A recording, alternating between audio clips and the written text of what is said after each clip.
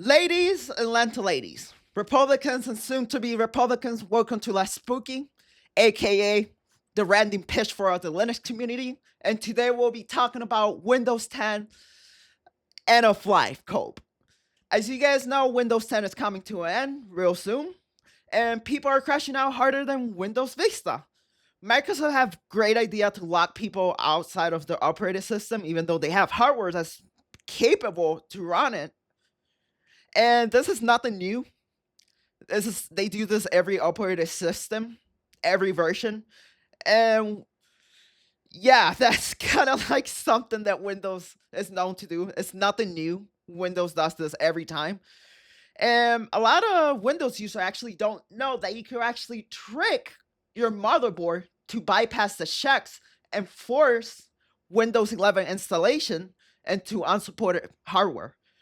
And I know this because I did this for someone when Windows 11 was new, and they were running an i7 6700K and a GTX 9070. Now, I would teach you how to do that, but it'll probably be too complex for some of you Windows users. But anyways, so before we get into it, controversial take, might be hot take, but I think Windows 7 was peak Windows. Windows 10 was alright. It wasn't bad, but that's when Microsoft started to put a lot of that telemetry. That's why I was like, nah, it smells like shit.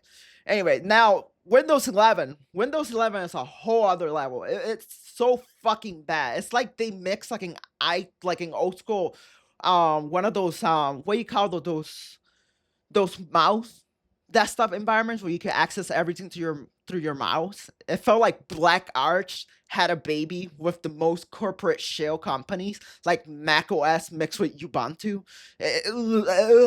Gross. It's and like a hint of like Windows 7, but not the good side.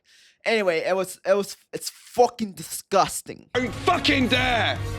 Missy, come here, you fat-mouthed little stupid bitch. Yes, chef. You're pissing around with something that's not working. Yes, chef. Have that fucking clicked? Yes, chef. It's fucking red! Guys, anyway. By the way, if you can't update to Windows 11, soon you won't be able to play games unless that dev actually supports it. So mostly the games that you'll be able to run are indie games, and that's because indie devs are actually the GOAT. They still support some games for Windows XP and 7. Present day. Present time. Okay, so you may ask yourself, where am I going with all this? Well, I'm actually going to teach you guys how to install Linux, because Linux is the answer to all your problems, obviously. Just kidding. Anyways, so why the heck is that screen there? I have no idea. Let me fix that real quick. Yep, there it is. Fix. Anyways, so you can install Balena Etcher. I personally don't like Balena Etcher because they collect your data and they do some sketchy shit lately. I'm not gonna say that controversy right now, but if you guys want me to cover that controversy, just let me know and I'll drop a full video on it. So if you're on Windows, your best bet will be Rufus. It's been around forever. Really good. Really recommend it. Now, if you're on Linux and your Ubuntu is about to reach its end of life, well, you should use Rofi. Just kidding. Don't get mad, Ubuntu users. It was a fucking joke. Oh look, speaking of Ubuntu. Yes, it says Ubuntu 22 right there. Ha! What do you know? Anyway, so as for Linux, the rest of you on Windows, you guys already know what you got to download, the whole process. Anyway, if you're on Linux, you want to install Rofi or Roofy or whatever you want to call it, or whatever choice do you want. It doesn't matter. Whatever you want to use. Okay. Anyways, for my Linux users, you could either install them through like the graphical interface, via Flatpak, but I'm not gonna do that because I did not spend 3 months learning the terminal, and I removed my graphical interface for 3 months to learn to learn the command line to not use it. I know what you're going to say. What are you, fucking gay? What are you, fucking gay? Yeah. Well, I can't help it. I'm an Arch user. Comes with the package. Anyways, so for you all Linux users, you want to use your AUR, yay, Padu, all the same thing. Just use the AUR. So I'm going to use Padu. So I'm going to use Rofi. Enter your password.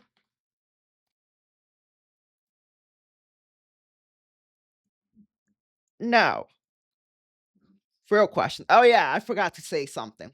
So, yeah. So I'm going to be installing Arch for one of my friends because yes, I recruited a new person to my Linux call and they're interested in it. I'm downloading currently right now Arch, but if you guys oh sorry, I had a hiccup. Anyway, if you guys want an easy version of Arch of Linux that's so easy, CashioOS is your boy. Go with it. As a person that doesn't like a lot of distros, and I think most distros are kind of pointless, I really recommend this one. It's not bloated. It's really good. Like if you want a beginner friendly with a beginner friendly start with good performance, this is the way to go. And the thing I love about it the most is that you can install every app through a graphical interface. They have like their own app and you can install Flatpak and stuff. You don't gotta do it yourself. Almost every package is in their package manager. Not only that, they have like a guy that teach, I forgot where it is. But anyways, I think it's their wiki. Yeah, get started right here. And there's like these meta packages. Let me find them. They have like these meta packages that install all like your dependencies for you off one command or two. Where is it? Where is it? Yep, right here. See, you install this and install all the dependencies for gaming, and then this command will install all applications that you're going to need. But the good thing is, it does have a store that has everything through the graphical interface, which is really good, really good. Like most Linux distros for gaming are kind of stupid, to be honest, because newbies don't like using the terminal, even though they should learn it, but they don't have to because Linux has changed. You don't need it. But yeah, it also it's like bleeding edge by the whole packages till they're stable and they only push out stable so people's machines don't break.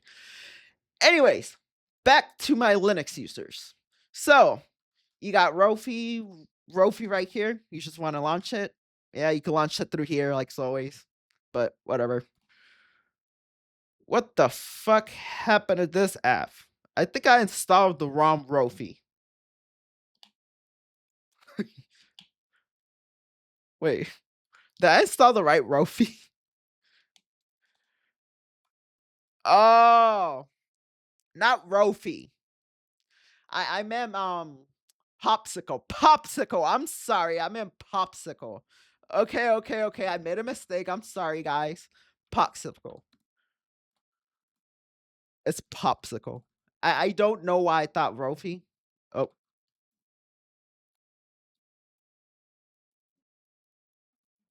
Okay. There, we got Popsicle. That's that's such a stupid mistake. Anyway, let me see if my ISO file downloaded. Yep, it downloaded. So now I could turn off this VPN because I was downloading the torrent. Anyways, so we're going to launch Popsicle. Popsicle. What am I doing? Why am I typing so bad? Popsicle. I swear, this is a graphical. Man, it doesn't have a GUI. Oh, I don't know why it wasn't. Maybe I was spelling it wrong. I don't know. Oh, because it has a CLI version. Okay, I get it now. Anyway, so you're gonna get your ISO. This is the same process for the freaking. It's the same process for Rofi. Everything except Rofi has. You gotta set it to 32-bit, but it's basically the same concept. Anyways, you hit next. You choose your flash drive or whatever. I will leave a video in the description that teach you like the whole guide through I can't talk right now. Shows you the whole guide through Microsoft, Windows, whatever you want to call it. Anyway, we're going to wait till this finishes flashing, and I'll meet you there. Anyways, I don't feel actually to waiting for this to download and recording it and then having to edit that whole chunk out. So I'm gonna just straight up say it. So you're gonna have to hit your freaking whatever key you have to do to actually boot into it. I'm not going to show that whole process because I already got a video installing CachyOS and teaching people how to do it. Yeah, so I probably will be making another video. I'm going to leave a video in the description, by the way, of me doing that whole process. Anyways, I will probably be making a video on CachyOS. I'll installing this meta packages and things I actually like about CachyOS. Even though I personally don't daily run it, I did a time that I actually tested, and it's actually a really good OS. Like most gaming-based distros are kind of bad and shit. The only complaint I would say is like the kernel. It always claims that kernel is the best, but I usually choose Zen while I'm on CachyOS. Their Zen kernel is actually better from what I've experienced personally. Anyways, if you guys found this video helpful, don't forget to like, comment, and subscribe. And until next time, what do I say? Oh yeah, don't buy Borderlands 4. It's horrible. Bye.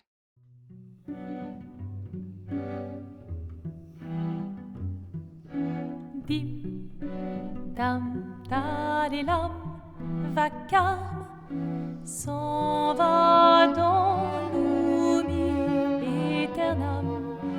Et Gustave, dom guardiam, dilim, dididididam, lutes sera dodidam, seram. Dim, dim, da da da, dim, dim, da da da, dim, da di dam. Dim dim da da da dim dim da da da dim